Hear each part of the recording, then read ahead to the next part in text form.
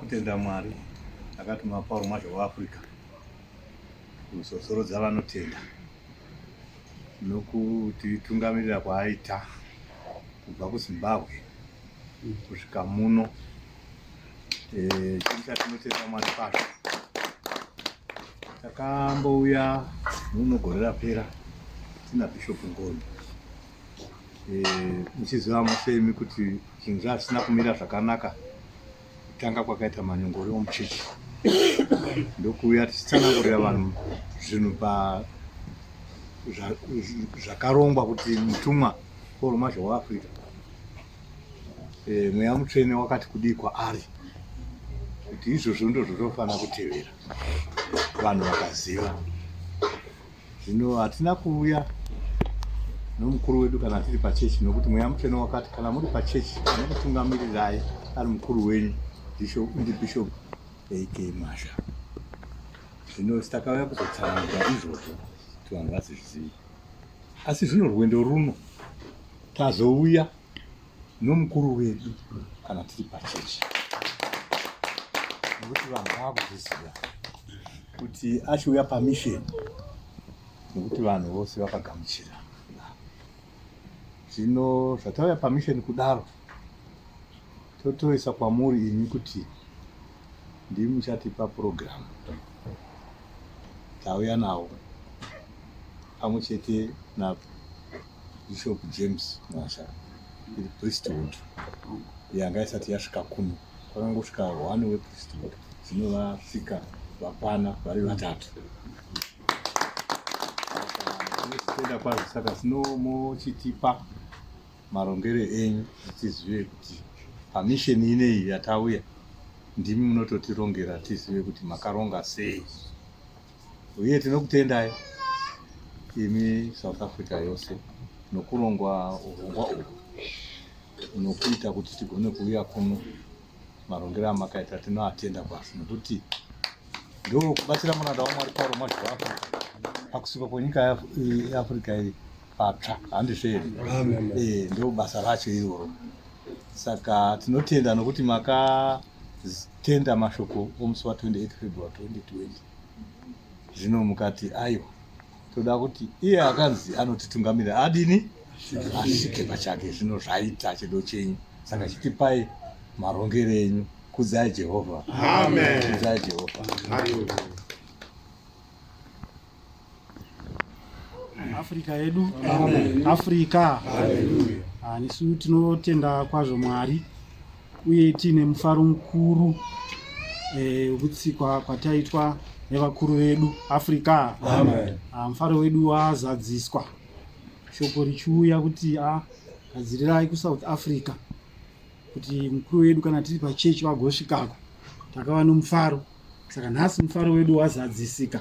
Kuti zvataishuwa nezvatakanga takaronga zvaitika nhasi Africa yedu. Amen. Saka mufaro uye tinokugamuchirai kwazvo Bishop Alfred kushamisa Mwazha, Bishop James Mwazha naChairman we the African Apostolic Church Bishop Tafa, pamwe chete naVice Secretary Bishop Chakawa, Vice General Secretary Bishop Chakawa, pamwe chete namuprofita Takura. Tinotenda kwazvo nokuvapo kwenyu nokuva kwenyu pakati pedu. Saka muchidimbu chakupai program yedu. Program yandichakupai inosvika pamusi weSabata. Imwe program yose yekuzobva musi weSabata tichienda mberi ichazopiwa naChairman Bishop Masimba Mwazha. Vanova vasiri pano nokuda kwedistance vachasvika kuno neSabata mangwanani sekuronga kwatakaita. Saka nokudaro tichangokupai program inosvika musi weSabata, kubva nhasi kusvika musi weSabata.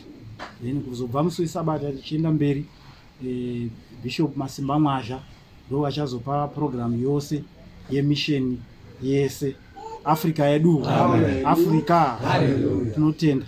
Saka tova kuti nhasi chitatu nai mangwana hatina chatanga chataronga cheprogramu yechechi. Takatapa kuti mumbowana nguva yekuzorora sevanhu vabva parwendo. Tinoziva kuti hongu rwendo mabva muHarare, asi tinoziva kuti mune mabvazve kumba kumusha chaiko. Saka takaona zvinoda kuti muwane nguva yekuzorora pazuva ramangwana, asi vanhu vachange vachiuya havo kuzokukwazisai. Kunyange nevanoda kuteurirwa vachange vachiuya. Saka musi wechishanu tichava nemunamato wekugamuchira Sabata. Munamato uyu uchaitirwa kuJohannesburg. Munamato uyu uchaitirwa kuJohannesburg. Pavenue ichaziviswa. Musi weSabata, Sabata ichapindirwa muno muPretoria paSunnyside Primary School. Ndo pachapindirwa Sabata.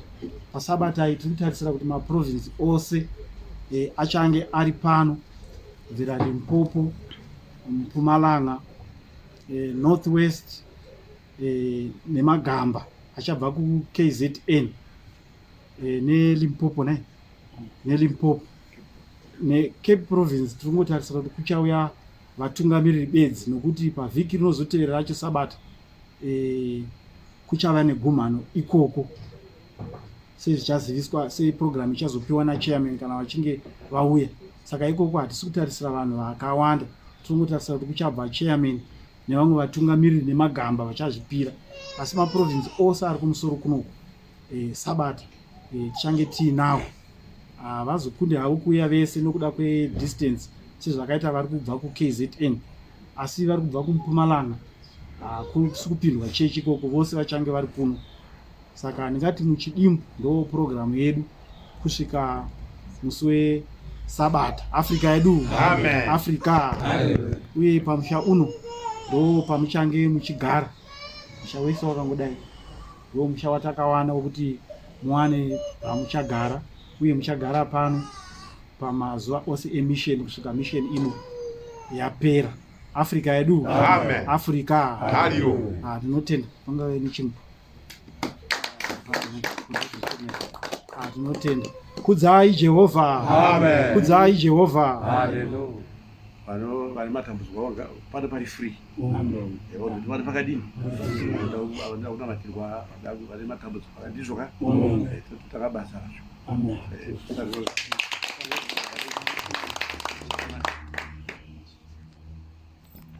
Ye kushamisa uko. Haleluya. Amen. Zvino ndakamuita bishop naika. Tina kumuzodza. Takamaona agara panyasi pangu. Handizveni? Amen. Vana vaAbrahama handiti vese vakaita saAbrahama. Handiti ndo vaiva vakuru vechechi iyoyo. Iyo ina Jesu akazoberekwa kusvika Jesu achiberekwa naye. Vese vana David vanani vana vaAbrahama panyama naika. Koyo ushe hauoni zvauri kuita izvo zvawanga uchida uri ngodorana nhasi. Ana baba waeshe ndiye anoita shi. Ari pangati imba isinomboita ushe ngaite ishanu tongana muno muZimbabwe. Ari peri kwete ndizvidzidzaka chibariro. Handizve? Amen. Kuno rudzi rwaMwari norudzi rwani rwaSatani. Kuna vanhu vaMwari navanhu vani.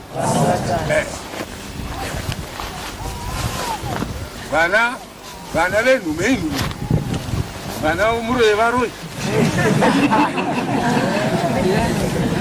Ndionyepa here? Handizvo? Saka wana James ari mufungi. Hallelujah.